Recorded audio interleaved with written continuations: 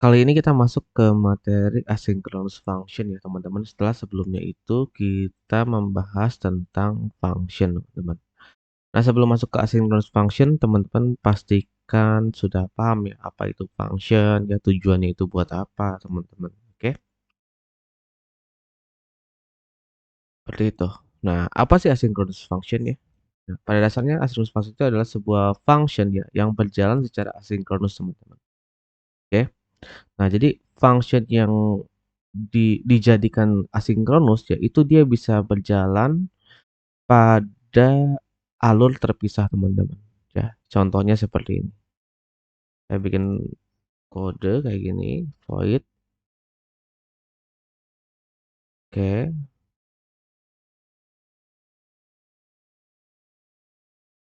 Saya tunggu 1 detik, oke, lalu saya print B misalnya. Lalu saya bikin void main, print A, ya. Lalu saya print message, print C, dan print D. Ada yang tahu nggak outputnya apa nih? Apakah outputnya A, B, C, D adalah B, A adalah A, B, C, D.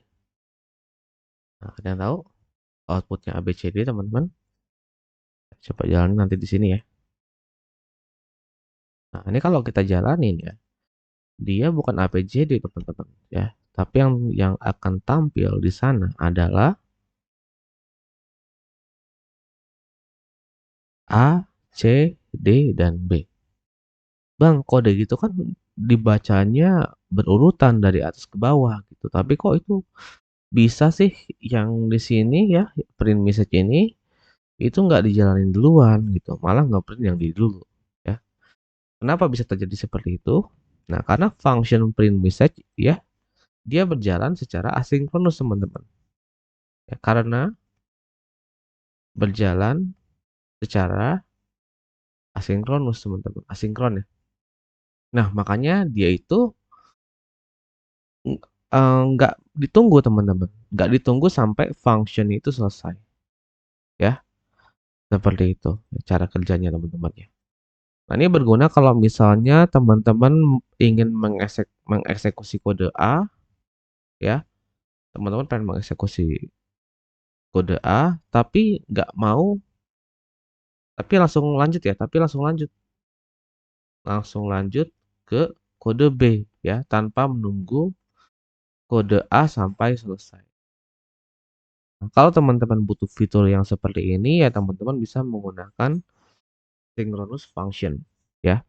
Pada prakteknya asynchronous function itu lebih banyak ya kalau didefinisikan ya, kalau kita ingin membuat request HTTP teman-teman ya, atau kalau kita ingin baca file, atau kalau kita ingin mendapatkan permission ya kalau nanti di aplikasi mobile, atau kalau kita ingin nyimpen data ke Firebase ya, atau kalau kita mau misalnya menyimpan gambar ya ke dalam file.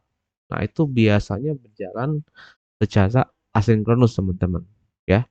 Kenapa berjalan secara asinkronus ya? Karena request ini itu tuh nggak nentu, teman-teman. Ya, beresnya itu kapan itu nggak nentu. Ya, bisa jadi ketika kita bikin request ke server itu bisa aja selesai dalam hitungan 100 milisecond ya. Nah, tapi kan nggak selalu 100 milisecond ya. Kadang-kadang dia bisa beres 1000 milisecond ya. Kadang-kadang 600 milisecond. Nah, karena nggak pasti juga beresnya kapan, teman-teman. Biasanya ya request HTTP itu menggunakan asynchronous function. Kayak gitu ya. Kita jalanin lagi. Nah, yang muncul adalah A, C, D, dan B. Tapi kalau di sini saya hilangkan delay-nya, kita lihat apa yang terjadi. A, B, C, D, teman-teman. Ya, karena kebetulan ya di sini ya dia nggak ada delay-nya ya. Nah, sehingga yang muncul adalah A, B, C, dan D. Gimana kalau misalnya gini, Bang? Ini kan ACDB ya. Saya ingin tungguin nih sampai function asynchronous ini selesai. Nah, caranya gimana? Nah, caranya teman-teman ya bisa menggunakan keyword await ya untuk menunggu sampai function asinkronus selesai, teman-teman. Nah, ini sering digunakan ya. Jadi kita punya sebuah asynchronous function dan kita mau tungguin nih sampai functionnya itu selesai ya. Teman-teman bisa menggunakan keyword wait ketika memanggil functionnya. Nah, tapi nggak bisa gini doang, teman-teman. Ketika teman-teman mendefinisikan wait di sini ya, ada syarat yang harus dipenuhi. Ya, function yang ada di sini, function main-nya harus dijadikan asynchronous function. Caranya menggunakan keyword async. Nah, sehingga teman-teman bisa menunggu sampai print message ini selesai ya. Kayak gitu, teman-teman. Dan kalau di Dart ya, ini nggak bisa void ya. Nah, supaya bisa ditunggu, teman-teman ganti dengan yang namanya future. Ya. Hasilnya kayak gini. A, B, C, dan D ya. Jadi mau dia nanti delaynya 1 detik ya, mau dia nanti delaynya 3 detik misalnya, itu pasti ditungguin. Ditungguin sampai beres, nah, baru dia akan lanjut ke kode berikutnya ya. Bang, kenapa kita pakai wait gitu? Kenapa nggak dihilangkan saja? Dilihat dulu tujuan teman-teman ingin seperti apa. Apakah tujuan teman-teman ingin menunggu sampai functionnya selesai ya? Atau teman-teman tidak ingin menunggu sampai functionnya selesai. Nah, jadi tergantung dengan tujuan teman-teman nih. Ingin ditunggu atau tidak ya. Kalau ingin ditunggu ya teman-teman pakai wait di sini ya. Tungguin sampai asynchronous functionnya itu selesai dieksekusi gitu. Tapi kalau misalnya nggak mau ditunggu ya, misalnya teman-teman punya beberapa fungsi ya, yang satu ngeprint pesan, yang satu misalnya nge-save data gitu ya. Tapi nge-save datanya itu ternyata membutuhkan waktu sekitar 3 detik misalnya. Nah, teman-teman nggak pengen nunggu. Nah, kalau nggak pengen nunggu ya udah hilangkan await-nya teman-teman. Nah, sehingga nanti programnya akan terus berjalan ya dari A, C, ke D teman-teman. Tuh. Nah, proses menyimpan datanya itu akan berjalan di belakang teman-teman ya. Seperti itu. Jadi tergantung nih tujuan tujuan kita mau ngapain dulu nih. Mau ditungguin atau nggak ingin ditungguin teman-teman. Kalau nggak mau ditungguin ya bisa dibikin jadi seperti ini. Oke. Nah, di sini kalau teman-teman lihat ada future. Oke. Nah, ini salah satu ciri khas juga ya asynchronous function ya di Dart. Nah, kalau asynchronous function ya dan dia itu memiliki return value. Nah, biasanya ya. Nah, maka akan didefinisikan tipenya dengan future of t, teman-teman. Ya. Nah, kalau kemarin kita belajar misalnya get total ya. Nanti dia akan mengembalikan double. Nah, kalau versi asynchronous function-nya ini nanti nggak bisa gini, teman-teman. Nah, nggak bisa ditulis double di situ. Harus ditulis future. Nah, gitu ya. Nah, itu juga yang menjadi salah satu ciri khas ya, sebuah asynchronous function. Nah, dia return type-nya itu adalah sebuah future ya. Kalau teman-teman background-nya dari JavaScript ya, future ini mirip dengan promise teman-teman ya. Kayak gitu ya. Bang, kalau ingin return string gimana? Tinggal diganti nih. String. Mau diganti jadi map juga bisa. Mau diganti jadi list juga bisa. Mau diganti list of map juga bisa, teman-teman.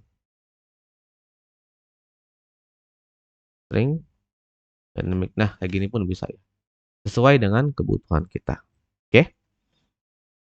Kita lihat lagi di sini. Nah, ini contoh kasusnya ya, yang biasanya menggunakan asynchronous function ya. Membuat request HTTP, teman-teman ya. Membaca atau menulis file, ngecek permission juga ya. Itu biasanya sebuah asynchronous function. Ngambil lokasi juga ya, asynchronous function, teman-teman. Baca atau nulis data ke Firebase ya. Nah, itu biasanya asynchronous function-nya. Atau baca atau nulis data ke local database. Nah, itu pun biasanya adalah menggunakan asynchronous function. Oke. Nah, artinya apa nih? Kalau misalnya ke 6 6 hal ini itu biasanya menggunakan asynchronous function, artinya apa?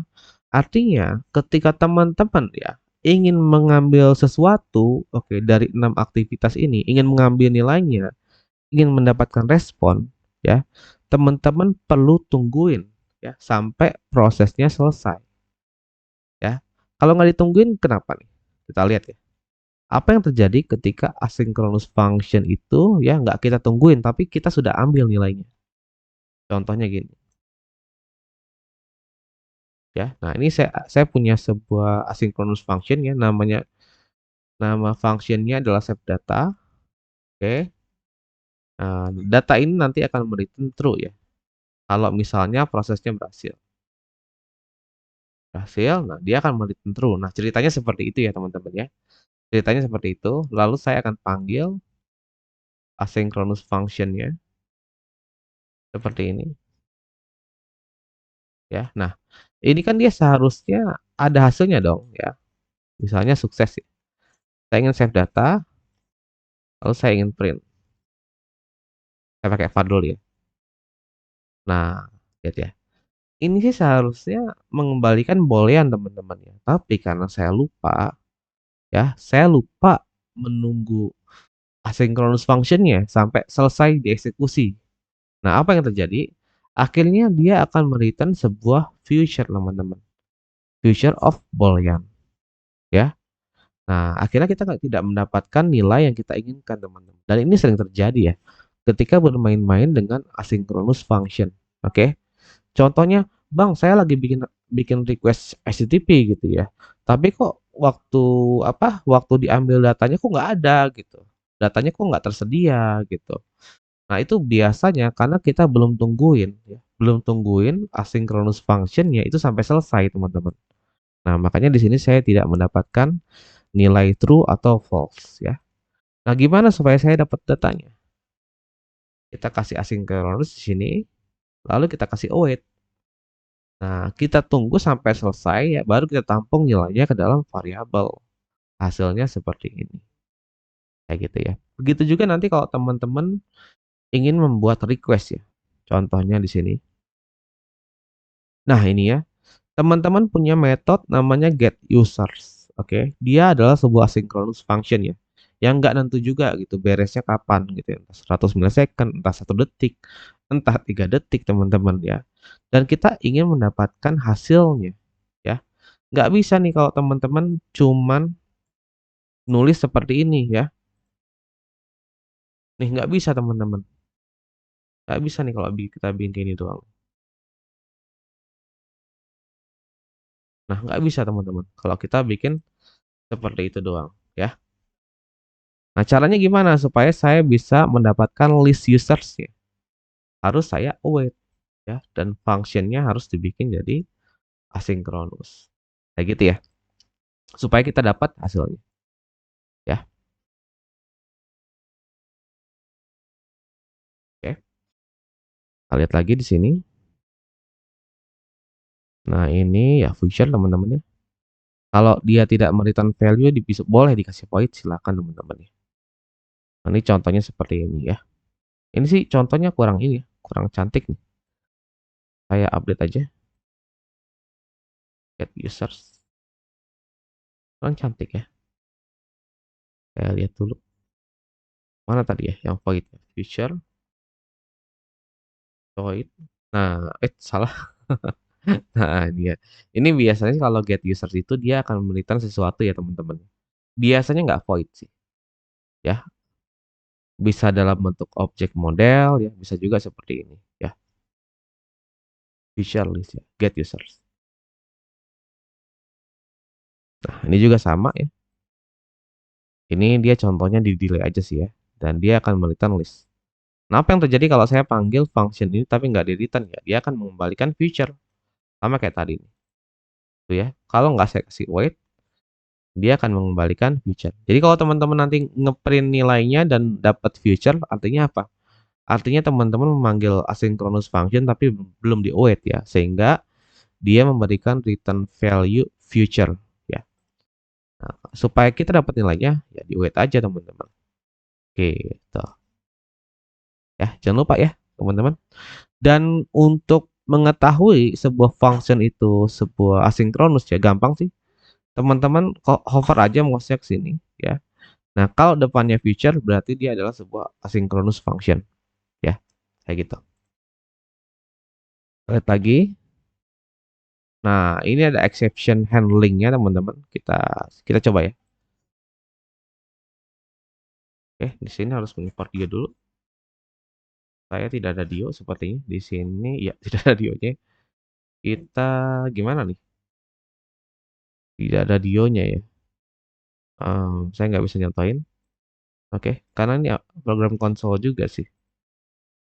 Dan kita belum punya PubSpec ya. Kalau mau ngetes pakai Dio, paling saya bikin project-nya dulu ya. Dart app. Oke, nah, saya kerjakan di sini ya, di dalam directory Dart app ya, teman-teman ya. Oke, saya tambahkan Dio ya, supaya saya bisa tes function yang ini. Oke, nah kita import Dio-nya.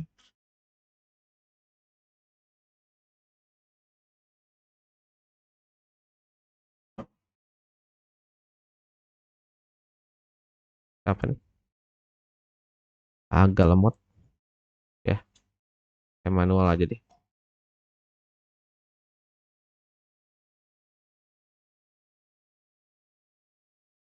Nah, contohnya seperti ini. Kita coba eksekusi.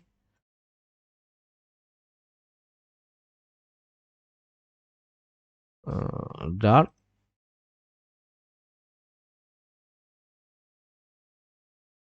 Nah, ini cara menghandle exception yang terjadi pada sebuah asynchronous function atau pada sebuah feature, teman-teman, ya.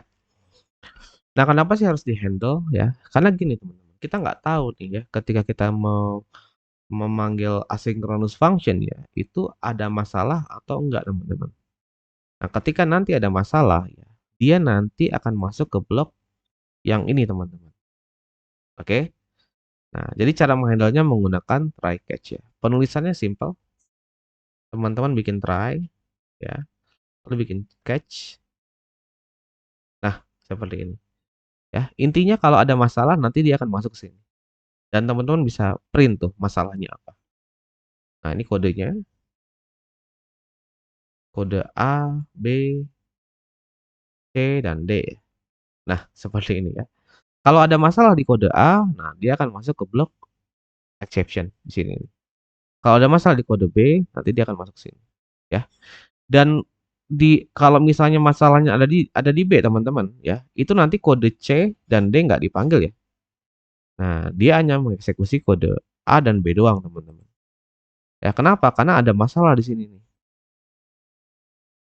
Ada masalah di B, ya. Nah, ketika ada masalah dia akan langsung masuk ke sini. Ya, ke blok exception. Kalau masalahnya ada di sini, ya. Nah, dia cuma ngebaca sampai C doang. Ya. Seperti itu ya, membaca try catch, teman-teman. Caranya kayak gitu. Oke. Nah, di sini ya kita lihat kalau nggak ada masalah, seharusnya kita akan mendapatkan list. Nah, bukan list of string dong, list of map.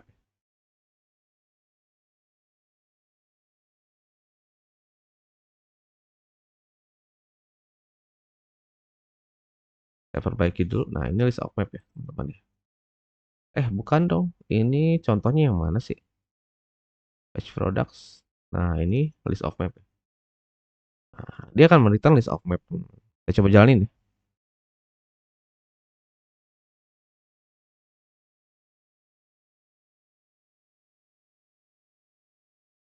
Kita lihat is not subset of visual list map string dynamic. Oh, ini kurang satu nih. Ini kayak gini. Nah, kita perbaiki dikit. Nah, seperti ini ya. Kita jalanin. Nanti ada materinya ya. HTTP request, teman-teman, santai aja. Nanti kita masuk ke sana ya. Ini kita masih bahas asynchronous function-nya dulu. Kita lihat this list dynamic. Oh, oke. Berarti kita pakainya list aja ya. Nah, udah benar ya. Ini nggak usah pakai map ya. list dynamic aja. Nah, ini ketika dia itu alurnya berjalan dengan benar, teman-teman, ya. Dia mereturn sebuah data di sini ya. Tuh, ada banyak data ya dalam bentuk list. Nah, gimana kalau misalnya ada masalah ya? Contoh masalahnya apa? Contoh masalahnya misalnya apa ya? Misalnya apa nih contohnya ya? Misalnya coba diganti jadi ZZZX.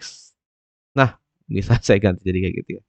Kita lihat ya, dia masuk ke blok exception atau enggak, teman-teman?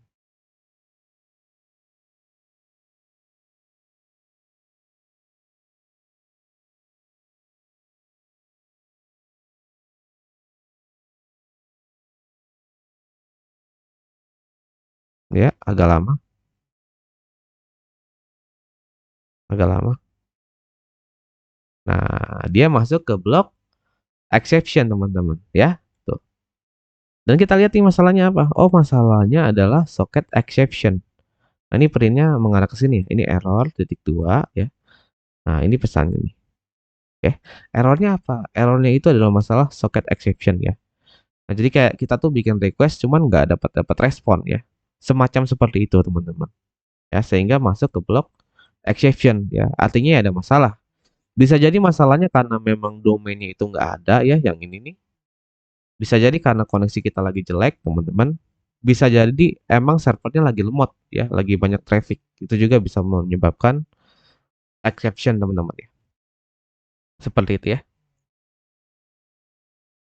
Nah, nanti kalau ada masalah di sini apa yang terjadi? Saya akan memberikan return empty string, teman-teman ya. Nah, sehingga dia masuk ke blok yang ini ya. Gitu. Lihat lagi.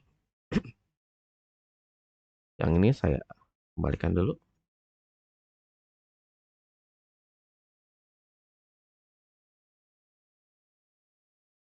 Oke. Nah, ini contoh untuk membaca file ya. Kurang lebih seperti ini, teman-teman. Oke. Nah, ini kalau nggak di-await ya teman-teman nggak dapat ya hasilnya. Ya. Jadi jangan lupa di-await ya. Jangan lupa di-await. Ini cara mendapatkan location juga nih ya. Hati-hati teman-teman ya. Nah, dia itu sebuah feature ya. Jadi kalau nggak di-await ya kita nggak dapat lokasinya ya. Jadi hati-hati ya bermain-main dengan asynchronous function. Lalu ada lagi di sini contoh apa nih? Memanggil asinkronus secara berurutan. Oke, nah ini saya perbaiki sedikit teman-teman. Saya jadikan list aja. Ya. Nah, supaya kalau nanti kalau teman-teman eksekusi kodenya itu tetap jalan nih. Saya perbaiki dulu. Oke. Oke. Nah, jadi kalau teman-teman punya dua asynchronous function yang seperti ini, get products dan get user ya. Dan teman-teman ya ingin ingin itu tuh berjalan secara berurutan, ya udah teman-teman kasih wait aja kayak gini. Kita coba ya. Nah, di contoh ini nih akan berjalan secara berurutan, teman-teman. Tuh, coba ya. Nah, nggak kelihatan terlalu cepat ya. Nah, ini akan berjalan secara berurutan. Lihat, gitu. Atau jangan gitu deh. Apa ya? Ini nggak terlalu kelihatan sih mulai gitu ya. Gini aja teman-teman.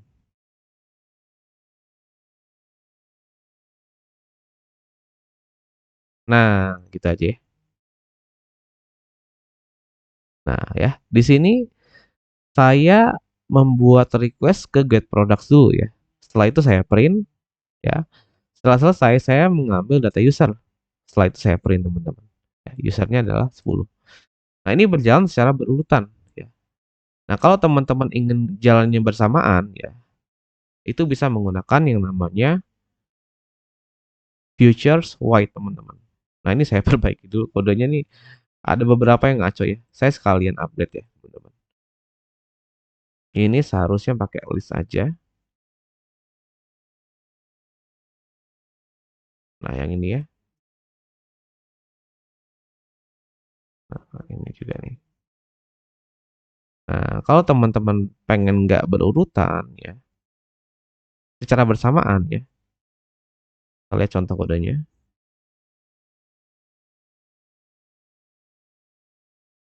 Ini masih salah. Ini berurutan bukan? Secara bersamaan. Oh, salah nih. Bukan gitu ya? Saya perbaiki kodenya, teman-teman. Nah, kalau ingin bersamaan, dieksekusi bersama-sama ya, teman-teman ya. Caranya gini.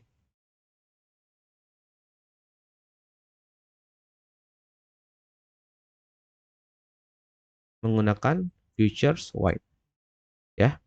Get products sama get users. Nah, apa bedanya sama yang di atas ya? Sama yang tadi teman-teman ya. Kalau yang tadi itu dia dieksekusi satu per satu dulu teman-teman. Tadi kayak gimana sih?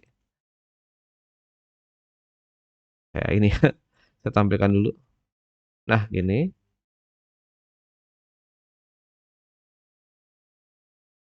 Nah, gini ya.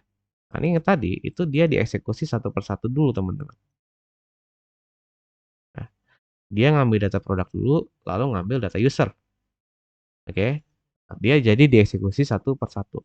Nah, tapi kalau yang ini ya, dia dieksekusi secara bersamaan ya. Nah, mana duluan yang akan beres? Belum tentu get products ya. Bisa jadi get products-nya lagi lemot API-nya ya, sehingga get user-nya akan selesai duluan. Oke.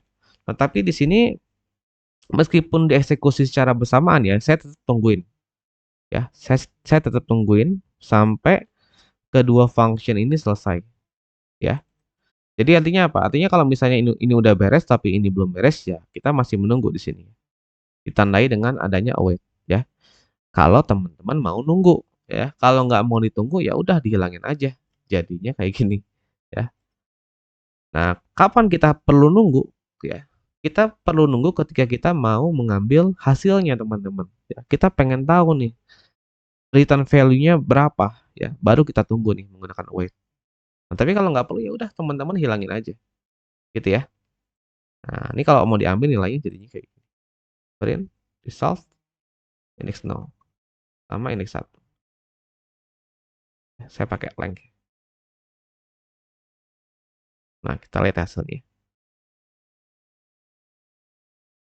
Ya, hasilnya 3 dan 10 teman-teman ya tuh. 3 dan 10 ya. Kalau 0 itu akan merujuk ke sini, 0. Kalau 1 akan merujuk ke sini. Gitu ya. Jadi bisa kita memanggil asynchronous function secara bersamaan. Nah, contohnya seperti ini.